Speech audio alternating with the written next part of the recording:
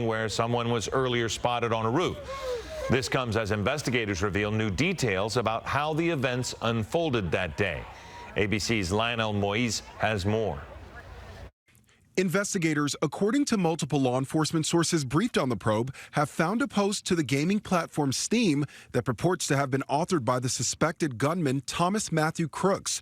That post reads, "July 13 will be my premiere. Watch as it unfolds." Investigators are working to determine whether that post is legitimate. Lawmakers were given an unclassified briefing Wednesday, revealing 20 minutes passed between the time U.S. Secret Service snipers first spotted Crooks on the roof and the time the shots were fired at former President Trump. He should have been eliminated one way or the other within 1 or 2 or 3 minutes. Congressional sources telling ABC News Crooks came to the fairgrounds that morning for an hour and later returned at 5 p.m. Law enforcement believes this is Crooks in this footage obtained by ABC affiliate WTAE wandering outside the boundaries of the rally at 5:06 p.m. about an hour before the shooting. Sources also saying he was spotted near the magnetometers and was approached by authorities after he did something suspicious.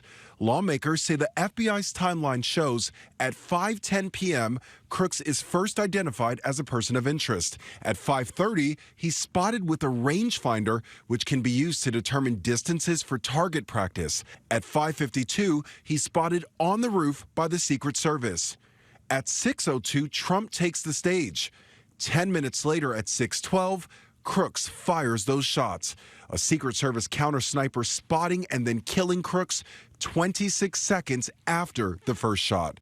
Sources say lawmakers were also told in the briefing Crooks purchased an ammo box at Walmart 2 days after Trump's rally was announced, and a search of his phone revealed he looked up the dates of Trump's rally as well as dates for the Democratic National Convention in Chicago.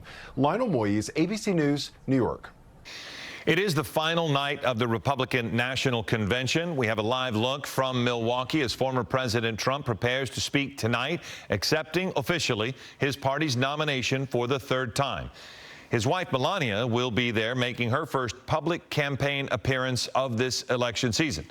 Meantime, last night, Senator J.D. Vance of Ohio accepted his party's nomination as Trump's running mate. Vance turns 40 next month and, if elected, would be one of the youngest vice presidents in history. In his speech, Vance promised to protect workers. This moment is not about me. It's about all of us, and it's about who we're fighting for.